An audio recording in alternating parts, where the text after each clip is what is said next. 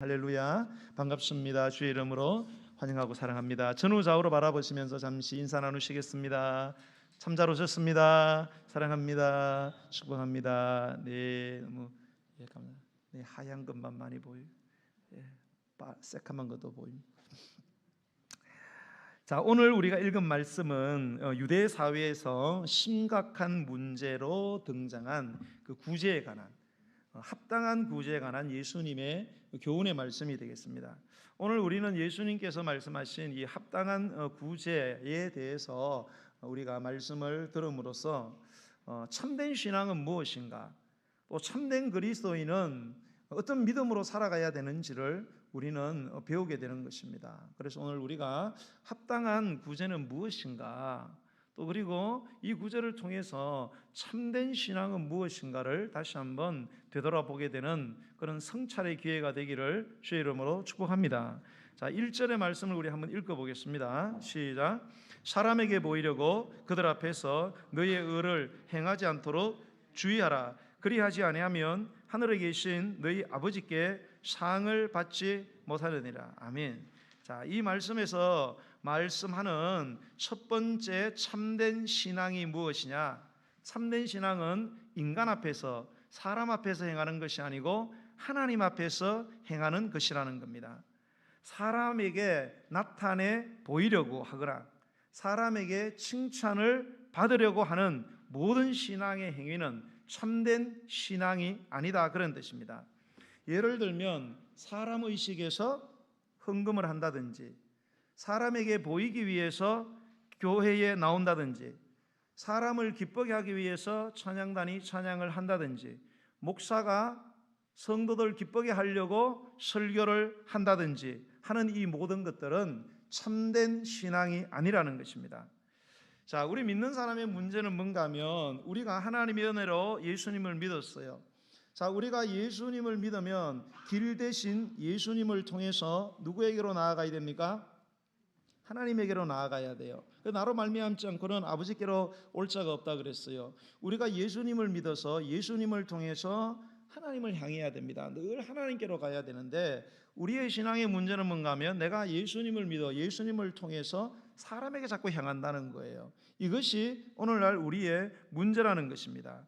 그래서 목사는 사람이 듣기 좋게 자꾸 설교를 하려고 그러고, 그리고 사람이 보기 좋게 교회 건물을 지으려고 그러고, 또 성도들은 사람에게 칭찬받으려고 봉사하고 구제하고 이런 신앙적인 행위를 하려고 한다는 것입니다. 이것은 타락이고 위선이라는 거예요. 성경에서는 이거를 외식이라 이렇게 했습니다. 바깥에만 장식을 한다 이거예요. 예쁘장하게. 왜? 사람에게 속엔 다 썩어가는데. 이거를 바로 위선이라. 참된 신앙은 사람에게 보이려고 하는 것이 아니라 하나님에게 보이려고 하는 것, 이것이 참된 신앙이에요. 자, 두 번째 참된 신앙은 1절을 통해서 우리가 배우게 되는 것은 우리가 하나님 앞에 참된 신앙의 행위를 하면 반드시 하나님의 상급이 있는 줄로 믿으시기 바랍니다. 이거를 믿으셔야 돼요, 여러분. 이건 나쁜 게 아니에요. 이건 기복신앙도 아닙니다. 여러분, 복은 하나님이 주시는 거예요. 복을 주는 하나님을 안 보고 복만 보는 것은 이거는 기복신앙이지만, 여러분, 복을 주시는 하나님을 보는 것은 아주 건강한 신앙이에요. 성경이 그랬잖아요. 오늘도 상급을 주신다 그러잖아요.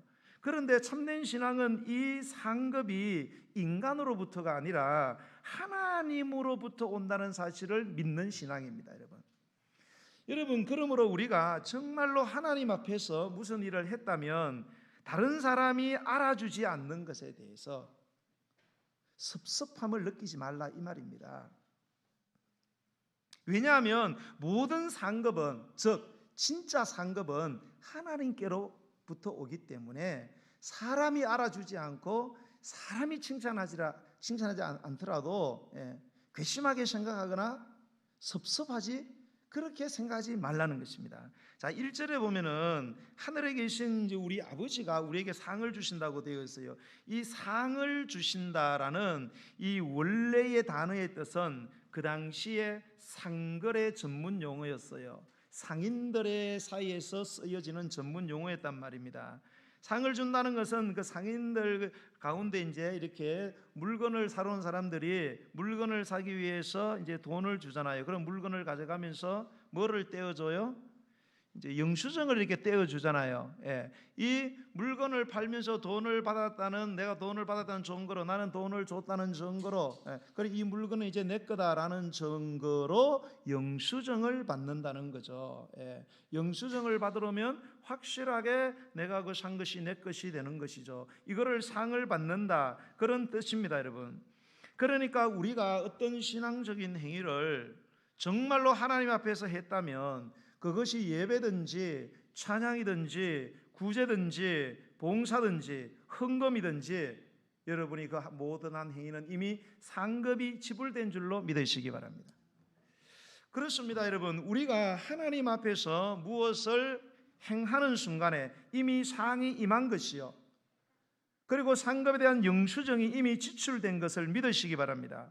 자, 이렇게 하면 하나님께 이미 받을 걸 받고 뭡니까? 이 영수증을 받았는데 또 사람에게 영수증을 받으려고, 또 사람에게 칭찬을 받으려고 하는 것은 안 된다는 것입니다.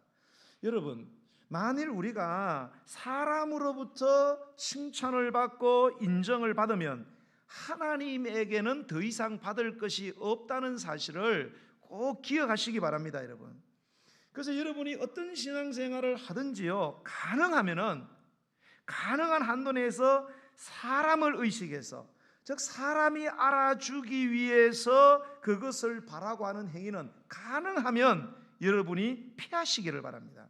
그거를 피해야만 하나님의 상급을 받을 수 있다는 사실을 여러분 명심하시기 바랍니다. 사탄은요, 우리에게 뭐라는 거면, 야, 네가 열심히 했는데 뭔가를 칭찬을 받고 보상을 받고, 네가 그렇게 열심히 하는데 이우영 목사님이 알아줘야지, 교인들이 알아줘야지, 이런 일시적이고 현실적인 그 축복을 가지고, 그래서 사람들에게 상을 받게 해가지고 하나님이 주시는 완전하고 영원한 축복을 받지 못하도록 유혹하는 자가 누구냐? 바로 사탄인 줄로 믿으시기 바랍니다. 이게 사탄의 역사예요. 그래서 여러분들이 이 신앙적인 행위를 하고 그에 대한 보상을 사람에게 받고 싶어하는 욕구가 생기면 이건 누가 주는 마음이다? 사탄이 주는 마음임을 반드시 여러분 기억하고, 이 사탄의 유혹에 빠지지 말고 이 사탄의 유혹에 이기고 승리하게 되기를 축복합니다. 자, 이러한 참된 신앙의 두 가지 원칙. 자, 참된 신앙은 뭐예요? 사람 앞에 사는 게 아니고 하나님 앞에 사는 거다. 두 번째는 뭐예요? 그 보상은 사람이 주는 것이 아니고 하나님께서 반드시 해준다는 것을 믿는 신앙. 이게 참된 신앙이에요. 자, 이런 참된 신앙의 세 가지 원칙 앞에서 우리 예수님은 세 가지의 실제적인 예를 들어서 말씀해 주십니다. 그 세 가지가 뭔가 하면 이제 구제하고 기도하고 금식이에요. 오늘 우리는 이제 구제에 대해서 읽었어요.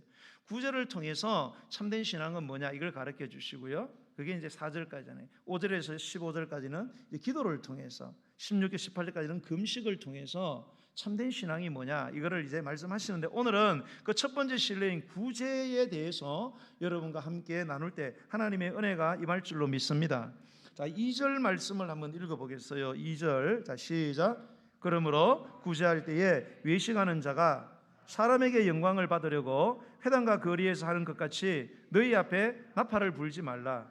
진실로 너희에게 이르노니 그들은 자기 상을 이미 받았느니라.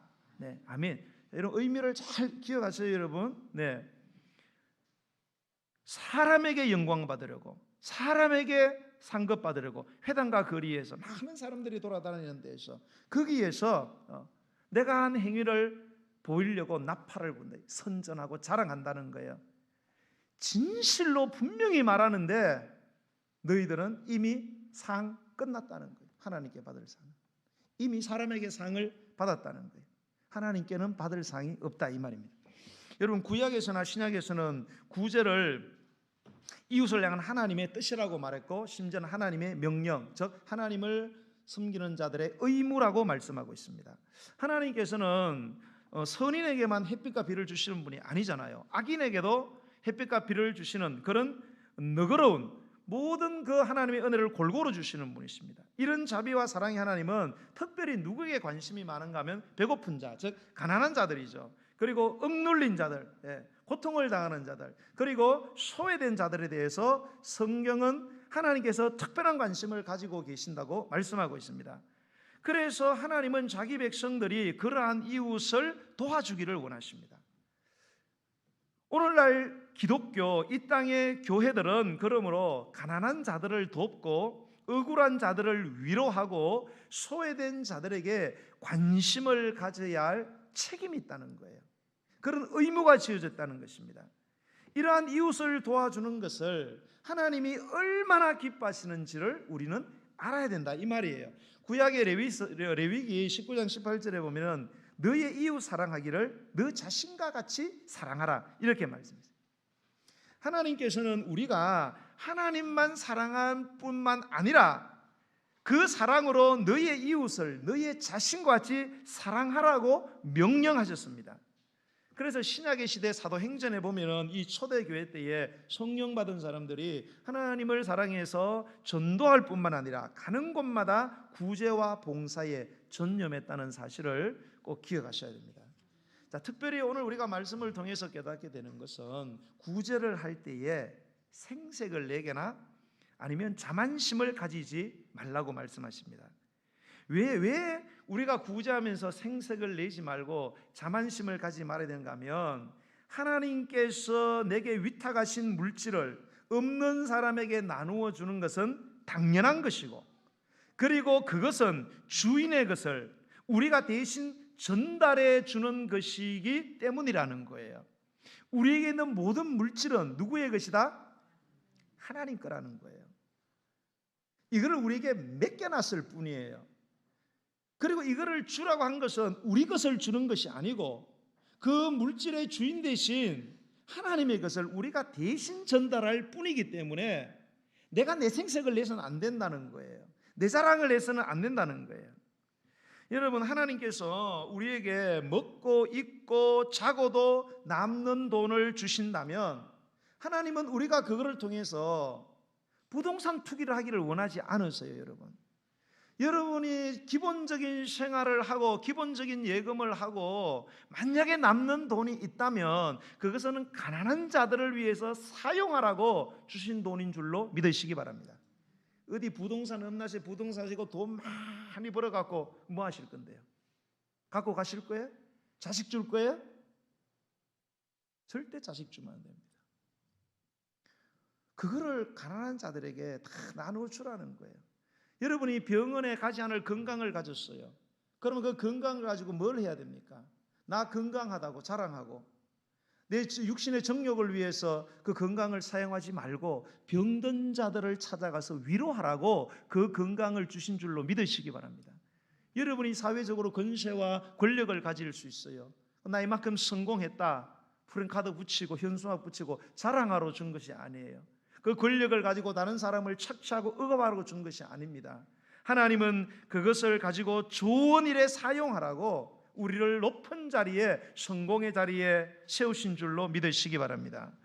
우리는 하나님께서 우리에게 왜 돈을 주셨는지, 왜 건강을 주셨는지, 왜 때로는 권세와 재능 같은 것들을 주셨는지, 왜 우리가 사는 아름다운 가정을 주셨는지에 대한 의미를 바로 아는 게 중요한 거예요. 자, 그런데 문제는요, 이 구제에 대한 태도에 대해서 주님이 말씀하시는 거예요. 자, 예수님 말씀하시는 것은 뭔가 하면 많은 사람들이 구제를 하는데 작은 구제를 하면서도 크게 나팔을 부는 그런 경향이 있다는 것입니다. 그래서 그렇잖아요. 우리가 뭐 어떤 기관에서, 세상에서도 그렇고 보면 어떤 기관에서 무슨 봉사활동하고 이렇게 하고 뭐 시장에 나와서 할 때는 꼭 누가 따라와요? 찍사가 따라옵니다. 꼭 이거를 찍어요. 꼭 찍어가지고 이거를 광고하고 신문에 내고 잡지에 내기를 원하는. 옛말에 뭐예요? 빈수레가 요란하고 빈 깡통이 소리가 난다는 거예요. 여러분, 작은 구제를 한 사람이 큰 일을 한 것처럼 소리치고 다니는 것이 오늘날의 현실이라는 것입니다. 여러분, 신앙의 외식이란 바로 자신의 구제 행위에 대해서 나팔을 불어 자기를 선전하는 것이 신앙의 외식인 것입니다. 이런 구제는 여러분 죄송하지만 하나님이 기억하지 않으십니다. 여러분 진실한 신앙 행위라는 것은 언제나 그 자체에 이미 축복과 상급이 담겨져 있다는 사실을 믿으시기 바랍니다. 왜냐? 하나님이 보시거든요. 그거를요. 하나님이 기억하시거든요. 그리고 하나님이 반드시 갚아주시겠다고 영수증을 주신 거기 때문에 행위 자체가 이미 축복을 받은 거예요. 그러니까 다른 사람들에게 또 칭찬을 받으려고 하지 말라는 거예요. 그러면 이 뭡니까? 하나님께 상급 받겠다는 그 증명서 버리고 사람에게 그 영수증을 받는 것과 같다는 것입니다. 여러분 2절 하반절에 보면 진실로 너희에게 이르노니 그들이 자기 상을 이미 받았다 이렇게 했어요. 여러분 유대인들은 그 종교 생활의 그 경건함 가운데 세 가지를 중요하게 생각했어요. 가장 경건한 종교 생활이 뭐냐? 첫 번째는 자선이라고 생각했어요. 두 번째는 기도입니다. 세 번째는 금식이었어요. 이 세 가지가 종교 생활의 경건 행위에 최고의 가치를 가졌다. 자선과 기도와 금식. 이 세 가지 가운데 가장 가치 있는 것으로 그들이 꼽은 것은 자선이었어요. 즉 구제였습니다. 그래서 유대인 랍비의 격언 중에 이런 말이 있어요. 자선을 베푸는 자는 모든 제사를 드린 자보다 크다 이렇게 이야기를 했어요. 그만큼 뭡니까? 하나님을 믿는 사람은 자선, 구제에 힘을 써야 된다 그랬어요. 그래서 유대인들은 구제를 자신의 삶의 중요한 덕목으로 알고 그대로 실행하려고 많이 애를 썼습니다. 그런데 이 구제라는 선행이 세월이 지나면서 자신의 자신의 영광을 드러내는 도구로 전락하고 말았다는 거예요. 구제를 통해서 하나님의 성품과 영광이 드러나야 되는데 사람들이 이 영광을 빼앗아 가지고 하나님의 것을 가지고 뭡니까? 자기 자랑하고 자기를 드러내는 그런 도구로 사용하는 변질이 되고 말았다는 거예요. 더 충격적이고 심각한 사실은 유대인들의 그 지도자라고 하는 유대교의 지도자라고 하는 그 서기관들과 바리새인들에게서 이런 모습이 많이 나타났다는 거예요. 여러분 이런 모습은요 오늘날 우리 믿는 사람들 교회지요. 교회 안에서도 교회 안에서 잘 믿는다고 하시는 분들, 오래 믿었다고 하시는 분들, 앞서서 일한다고 하시는 분들, 일명 중직자들 또는 뭐 부서장, 기관장들, 이 앞서서 일하시는 분들에게서 이런 모습들이 종종 목격이 된다는 거예요. 그분들 중에 어떤 분들은요 헌금을 하거나 아니면 구제를 하거나 심지어 어떤 행사에 찬조를 할 때 꼭 그것을 자기가 내고 확인을 해야 마음이 풀리는 거예요. 그래서 그걸 확인하고 간섭하고 그리고 그 결과에 대해서 추궁하는 사람들이 있습니다. 아주 불행하고 참 딱한 사람들입니다. 여러분들이 만약에 하나님의 교회에 헌금을 했거나 아니면 어떤 구제의 행사에서 구제를 했거나 아니면 어떤 행사에 찬조를 했다면 여러분 그 순간 잊어버리시기 바랍니다. 다만 내가 하나님께 드린 이 모든 물질이 하나님의 뜻대로 하나님 잘 사용될 수 있도록 하나님 하여 주옵소서라고 여러분 기도하시기 바랍니다. 내가 그 내역을 다 알아야 하고 확인해야 하고 영수증 내가 체크해야 되고 그 결과까지 추궁하려고 하는 사람은 결국은 자기가 하나님이 되려고 하는 교만한 사람인 것입니다. 사실 이렇게 보면은 오늘날 이래 교회를 보면은 참 마음이 안타까운 것들이 많아요. 그래서 이렇게 헌금 같은 것들, 구제나 헌금, 물질을 이렇게 하나님께 드렸을 때 많은 성도들이 거기에 대해서 이제 궁금해합니다. 궁금해한 건 당연하죠. 그래서 이제 보통 교회들은 재직회를 해요. 재직회 가장 중요한 그런 안건이 뭔가 하면 재정에 대해서 다루는 거예요. 재정이 어떻게 우리가 지금 들어왔고 어떻게 사용했고 또 우리는 어떻게 사용해야 하는데 얼마나 필요한데 재정이 있나 없나 있으면 어떻게 사용 없으면 그만 우리 재직들이 얼마씩 뿜빠이 해가지고 이걸 채워서 교회로 해나가야 되지 않겠나 이런 걸 하는 게 재직회란 말이에요.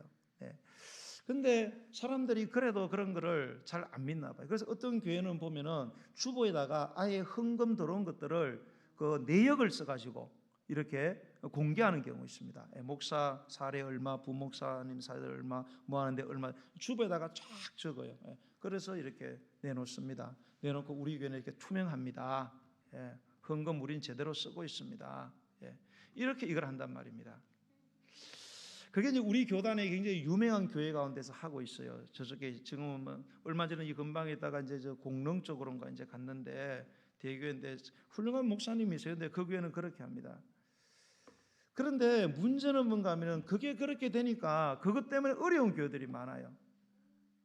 왜냐하면 하면은 다른 교회, 특히 작은 교회, 우리나라는 80%가 작은 교회입니다. 그러니까 그렇게 완전히 공개를 하지 않으면 그 교회가 마치 정직하지 못한 교회인 것처럼 이렇게 비춰지는, 그 큰 교회의 어떤 특별한 교회의 특별한 경우를 일반화시키는, 일반화시켜서 적용하는, 그래서 많은 사람들이 어려움을 겪게 되는 그런 경우들이 많이 있습니다. 여러분, 세상의 나라와 이 하나님의 나라인 교회는요, 재정을 내는 목적과 재정을 쓰는 목적과 이게 완전히 달라요. 세상의 나라에 우리가 세금을 내는 거하고 우리가 하나님께 드리는 헌금하고 세상에서 물질을 쓰는 그 용도와 목적하고 우리가 쓰는 그 물질의 용도와 그 목적이 완전히 다릅니다, 여러분. 그런데 세상에서 배운 것을 가지고 교회 갖고 와서 그렇게 해야 된다고 하니까 교회가 마치 부패의 온상인 것처럼. 그리고 물론 뭐 보면은 이렇게 막 대형교회 목사님들 가운데 뭐 돈을 횡령했다 뭐 이런 것들 막 있어서 이렇게 마치 뭐 목사들이 이 돈을 떼먹는 사람처럼 이렇게 생각을 많이 하는 그런 어떤 풍조들이 있어요. 여러분, 그렇지 않습니다, 여러분. 한국교회 80%가 적은 교회들이요. 그 목사님들은요, 떼물 돈이 없어요. 떼물 돈이 없다니까요. 사례를 못 받는 분들이 허다합니다, 여러분. 그래서 있는 돈 다 밀어 제껴요, 여러분. 뭐 큰 교회 분들이야 뭐 사례 많이 받고 판공비도 많이 받고 뭐 그러다 보니까 어떻게 용도를 잘못 써서 횡령죄로 걸리고 뭐 이러는데, 뭐 떼물 것도 없어요.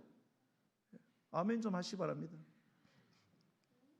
그러면 일반화시키는 거. 저는 이번에 이제 우리가 코로나 오면서 이 비대면 예배, 대면 예배 이것 때문에 이제 막 큰 이슈가 됐어요, 지금. 큰 이슈가 돼가지고 많은 사람들이 이 대면 예배, 비대면 예배에 대한 목소리를 많은 사람, 특히 목사님들이 이거를 내 가지고 유튜브에 막 올리는 거예요.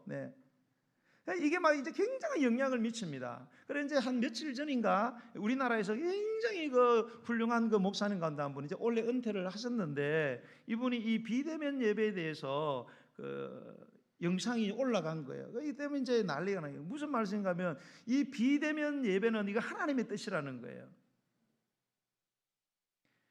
이 비대면 예배를 하나님께서 코로나19를 통해서 비대면 예배를 주신 것은 코로나19 이전으로 돌아가기를 원하는 게 아니라는 거예요. 다시 이렇게 모여서 예배드리는 걸 원치 않는다는 하나님은. 이때까지 이 예배당을 마치 신성시하고 절대시해가지고 꼭 여기 와서 예배드려야 참된 예배를 드린다는 이런 생각 자체를 이제는 완전히 버려야 된다는 겁니다. 코로나 이전으로 돌아가기를 원해. 돌아가면은 이제 안 된다는 거예요. 어떻게 되느냐? 이제는 비대면 예배를 통해서 요한복음 4장에 나오는 영과 진리로 예배하는 시대를 우리가 만들기를 하나님이 원하는 기회를 줬다는 거예요. 그래서 뭐 대포를 쏘았다는 제2의 종교개혁이다, 이거는 이렇게 이야기를 하시는 거예요. 그러면서 사람들은 늘 여기 와서 예배를 드려야 진짜 예배라고 생각하는데 아니라는 거예요. 집에서 예배 드려도 영과 진리로 예배하면 진정한 예배가 되고 그런 예배를 하나님이 이제 드리기를 원하신다는 거예요. 자꾸 막 건물 중심으로 하지 말고. 그래서 저는 그분이 요한복음 4장에 보면은 우물가 여인, 수가성의 우물가 여인이 남편 5명 갈아치우고 6명 다른 내연 남자하고 살고 있잖아요. 예수님을 만났을 때에 예수님이 보통 사람이 아닌 것을 알고 이렇게 묻잖아요. 뭐 예배에 대해서 묻잖아요. 우리 조상들은 우리 땅에 있는 거리심산에서 예배해야 된다고 하는데 당신 유대인들은 예루살렘에서 예배를 해야 된다고 그런다. 그 예배를 도대체 어디서 드려야 되느냐? 그러니까 예수님이 거기서 드리거나 여기서 드리는 게 중요한 게 그게 아니고 영과 진리로 예배를 해야 된다.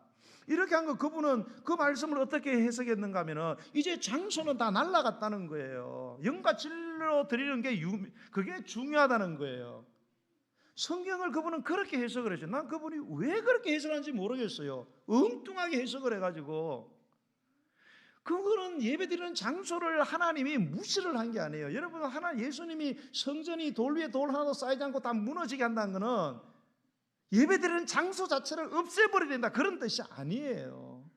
그 예배당이 예배당의 기능을 못하니까 예배당 기능 못하는 그런 건물은 사라져야 된다는 것이지. 여러분, 사람이 영으로만 존재할 수 없잖아요. 육이 있어야 되잖아요. 육이 있으면 여러분 장소가 있어야죠.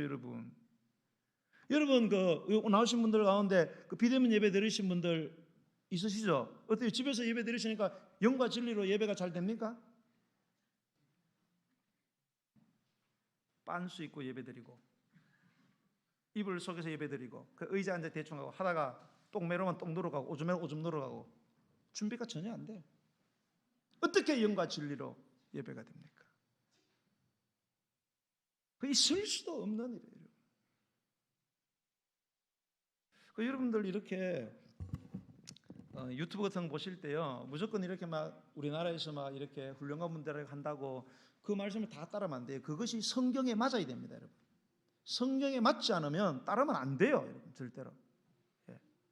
그리고 저는 이렇게 생각하는데 우리나라는 은퇴하신 분들이 너무 말씀을 많이 하세요. 예. 꼭 말라 은퇴했어요. 은퇴하지 말지.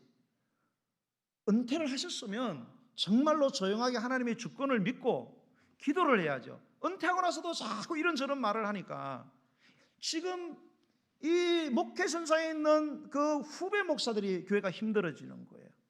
여러분, 하나님이 왜 그 가나안 땅을 정복할 때 왜 모세를 하나님이 죽여서 데려갔습니까? 모세는 120살이었어요. 기력이 쇠하지 않았고 눈이 시력이 너무 좋다대. 죽을 때가 아니었어요. 근데 하나님이 데려가 버렸어요. 그냥 에녹을 데려가듯이. 왜요? 은퇴 안 하고 자꾸 같이 들어가면은 여호수아한테 잔소리를 얼마나 많이 하겠어요? 일이 되겠어요?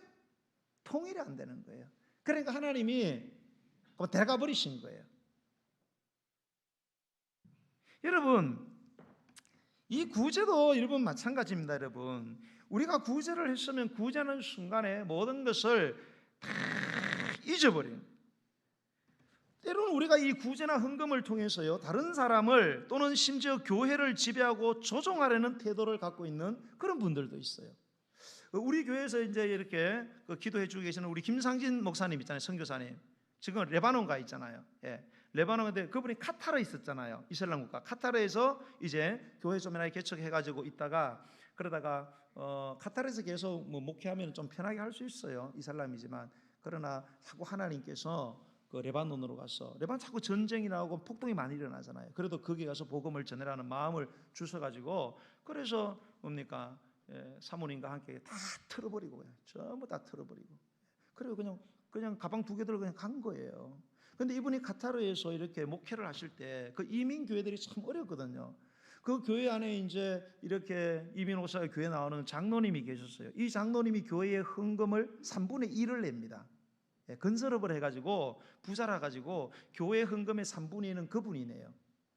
얼마나 감사해요. 할렐루야. 근데 문제는 뭐야? 헌금을 내면 잊어버리면 되는데 그 잊지를 못하는 거예요. 그리고 내가 헌금을 이만큼 내기 때문에 교회는 다 내 뜻대로 가야 된다는 거예요. 그래서 목사님도 자기 뜻대로 안 하고 성도도 자기 뜻대로 안 하고 재직해도 자기 뜻대로 안 되면은 그러다가 갈등을 맺으니까 결국 헌금을 안 내는 거예요. 교회다가. 교회 3분의 2가 그분이 헌금을 내가지고 교회를 모든 걸 펼쳐놨는데 본인이 인정받지 못한다고 자기 뜻대로 안 된다고 3분의 1 안 내버렸어요. 그 교회가 어떻게 돼요? 교회가 문 닫아 있대요. 심지어는 그렇게 하다 교회 나갈 때 무슨 일이 벌어졌냐? 목사님, 이때까지 내가 낸 헌금을 다 되돌려 달라는 거예요.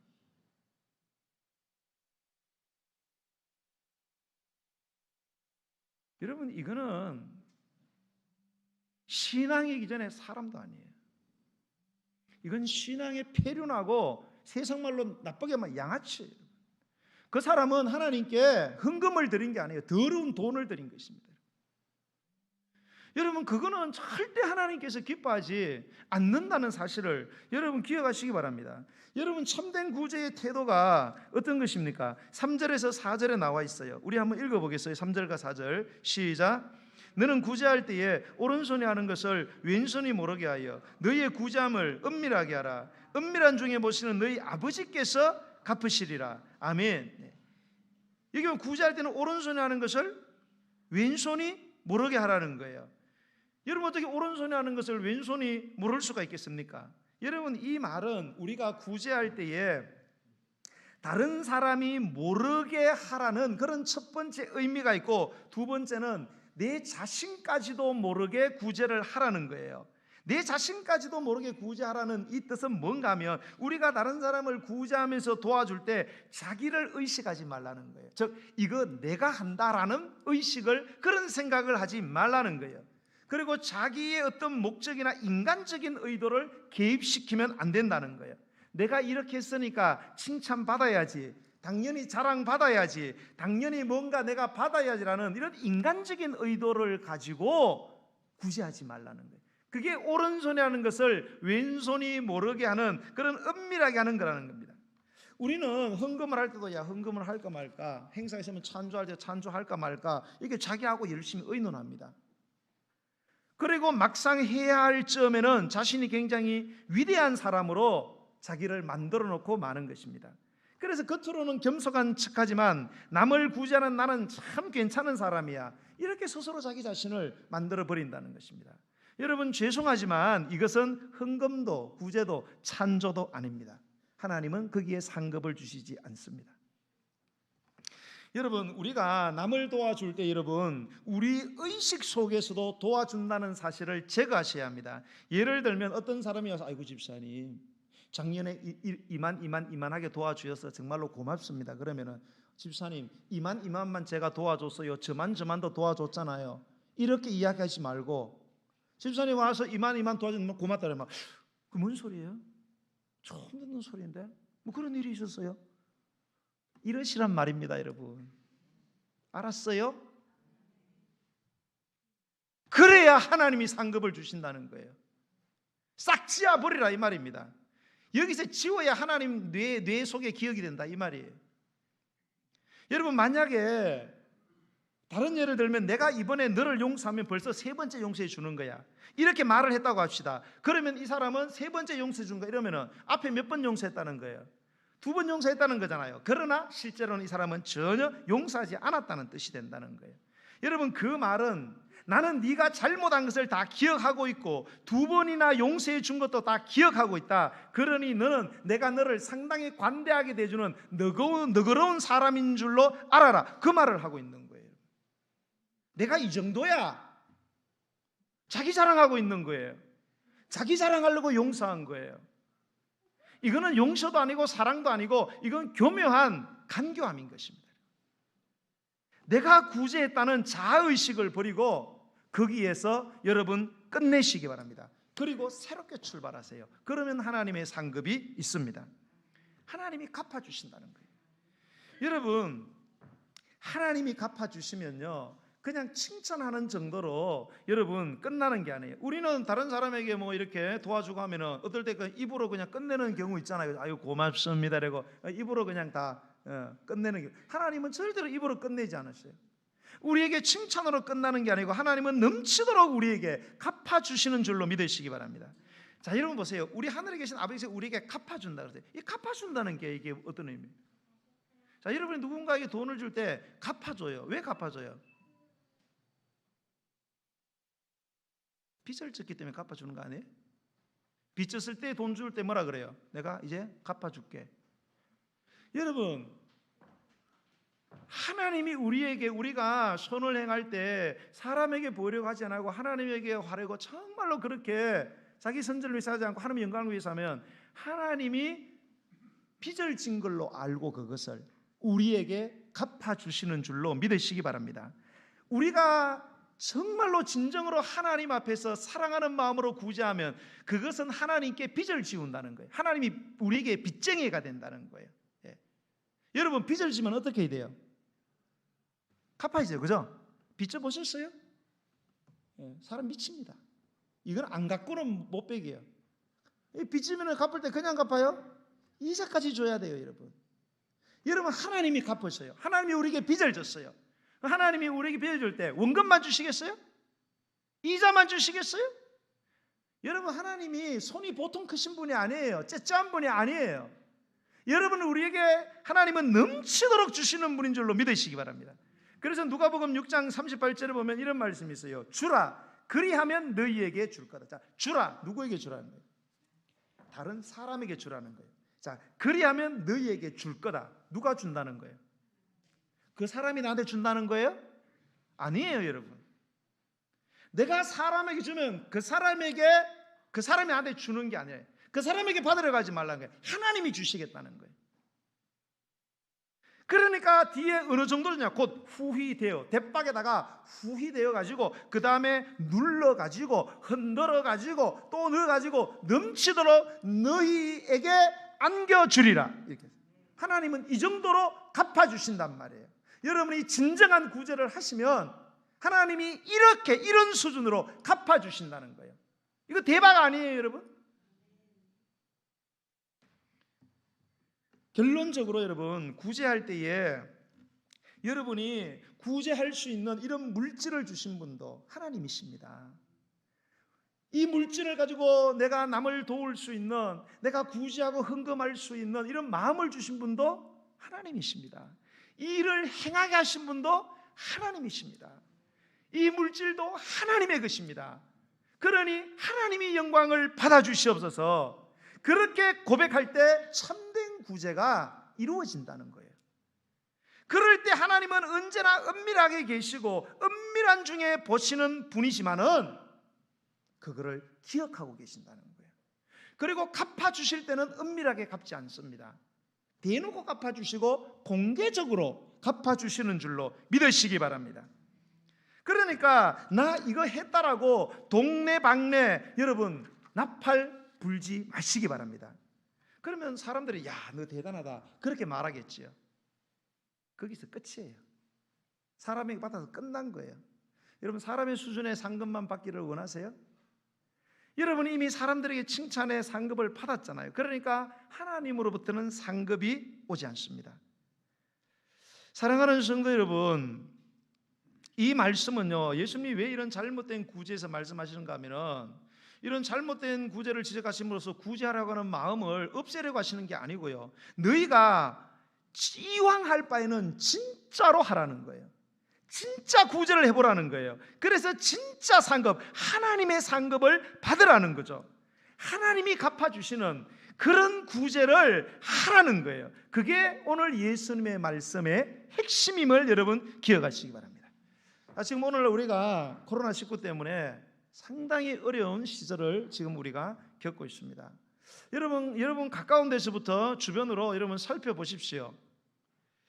여러분이 하나님의 상급을 받아 누릴 수 있는 기회들이 지천으로 깔려 있습니다.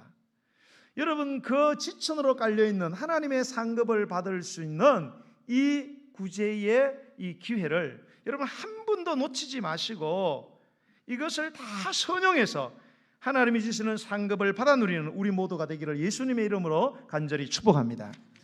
우리 찬양하며 나아가시겠습니다. 우리 오늘 찬양은 그 크신 하나님의 사랑 말로 다 형용 못하네.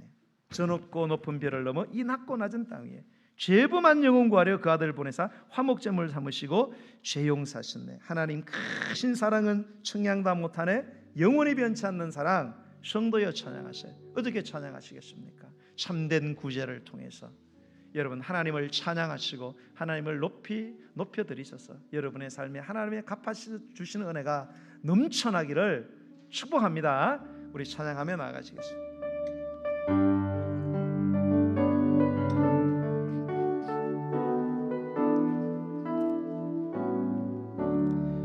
그 크신 하나님의 사랑 말로 다 형용 못하네. 저 높고 높은 별을 넘어 이 낮고 낮은 땅 위에 죄범한 영혼 구하려 그 아들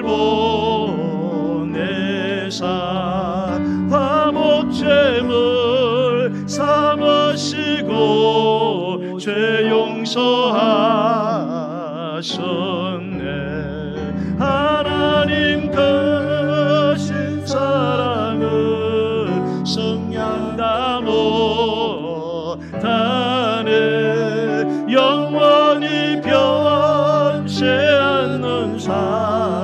성도여 찬양하세. 괴로운 시절 지나가고 땅 위에 영화 쇠할 때 숨있지 않던 영혼들은 큰 소리 외쳐 울어도 우리의 성도들에게 큰 사랑 베푸사 은혜의 제사했으니 그 은혜에 하나님 크신 사랑을 하나님 크신 사랑을 성량다모 영원히 변치 않는 영원히 변치 않는 사랑 성도여 찬 하늘을 두루마리 삼고 하늘을 두루마리 삼고 바다를 먹물 삼아도 한없는 하나님의 사랑 다 괴로워할 수 없겠네. 하나님의 크신 사랑 그 어찌다 쓸까. 저 하늘 높이 쌓아도 세우지 못한 아멘 아멘. 하나님 크신 사랑을 성량다 못하네. 영원히 변치 않는 사랑 성도여 찬 하나님 크신 사랑을 하나님 크신 사랑을 성량다 못하네. 영원히 변치 않는 사랑 성도여 찬양하시. 아멘. 오늘 이 시간 기도하기 원합니다. 우리 하나님은 우리에게 상급을 주시는 하나님이십니다. 우리가 의를 행할 때에 참으로 하나님께서는 우리에게 상을 주시기를 원하십니다. 그러나 우리가 의를 행할 때 사람에게 칭찬받고 사람에게 보이려고 하면 사람의 상은 받을 수 있지만 하나님의 상급은 받을 수 없을 거라고 쐐기를 박으셨습니다. 여러분, 하나님은 우리가 참된 신앙을 가져서 진짜 하나님의 축복에 이르기를 원하시는 것입니다. 오늘 시간 하나님 아버지, 참으로 우리가 행하는 모든 신앙적인 행위가 정말로 하나님께 내가 보려고 했는지 사람 의식하고 했는지 깨닫게 하시고, 정말로 이 내 신앙의 이 행위가 하나님께서 갚아주신다는 믿음을 갖고 있는지 알게 해주셔서 하나님 은밀한 중에서 우리를 보고 계시는 거, 하나님이 정말로 사람들에게 나팔 불지 않아도 하나님이 다 기억하시고 우리에게 갚아주신다는 이 진정한 믿음을 가지게 됨으로써 참으로 은밀한 중에 보시고 갚으시는 하나님의 놀라운 축복을 하나님 아버지 우리가 받고 소유하고 누리는 자가 되게 하여 주옵소서. 오늘 예수님이 하신 이 진실한 믿음을, 참된 믿음을 가지고 오늘 하루라도 살아가는 저희들 되게 달라고 우리 주의 이름 부르고 기도하겠습니다. 주여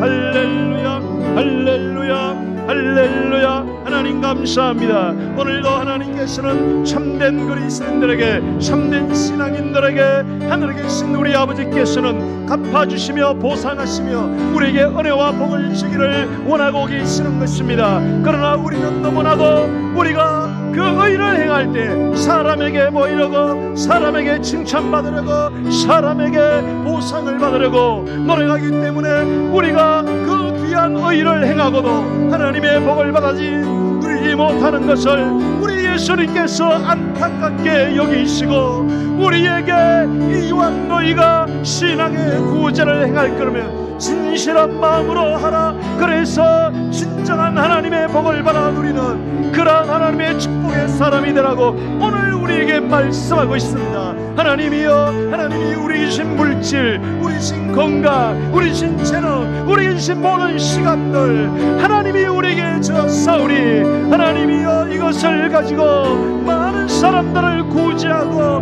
많은 사람을 돕고 많은 사람을 위로하는데 사용할 때 하나님이여 내가 하는 것이 아니라 하나님이 하십니다. 하나님이 하는 것을 내가 대신하십니다. 나는 도구에 불과합니다. 모든 영광 하나님, 모든 영광 하나님께 올려드립니다. 하나님만 드러나기를 원합니다. 하나님이여 이러한 진정한 구제가 이루어지는 고백이 나타나게 하여 주옵소서. 우리 성도들은 모두 다 이러한 진실한 믿음을 가져서 참된 신앙 안에서 하나님이 내리시는 놀라운 갚아주시는 그런 상급을 받아 누리는 역사가 아버지 하나님 일어나게 하여 주옵소서. 오늘도 신실하신 하나님께서 이 주신 말씀을 우리가 우리의 심령에 새기고 이 말씀에 순종하며 살아가는 저희들이 되게 하여 주옵소서.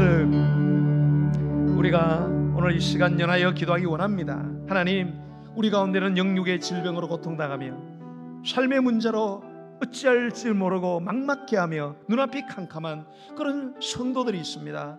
고통을 당하는 성도들, 환우들, 오늘 이 한 시간 주님 임하여 주셔서 참으로 태산 같은 불가능의 문제를 가능의 문제로 해결하시고 우리 안에 모든 더러운 질병들이 낫기를 원하는 주님, 부모가 자녀가 건강을 원하는 것처럼 내 안에 있는 크고 작은 보이고 보이지 않는 질병들이 있사오니 하나님, 오늘도 예수의 이름으로 기도할 때 사도들이 예수의 이름으로 기도할 때 병든 자가 병이 낫고 귀신이 쫓겨나고 그들이 참으로 하나님의 치료 역사를 받았사오니 오늘날도 동일한 역사가 일어날 줄로 믿습니다. 오늘 하나님 역사하여 주시고 우리 가운데 질병으로 고통받는 내 자신으로부터 살아가는 모든 이들이 치유되는 놀라운 역사가 일어나게 해달라고 오늘 이 시간 주의 이름 부르고 기도하겠습니다. 주여 사랑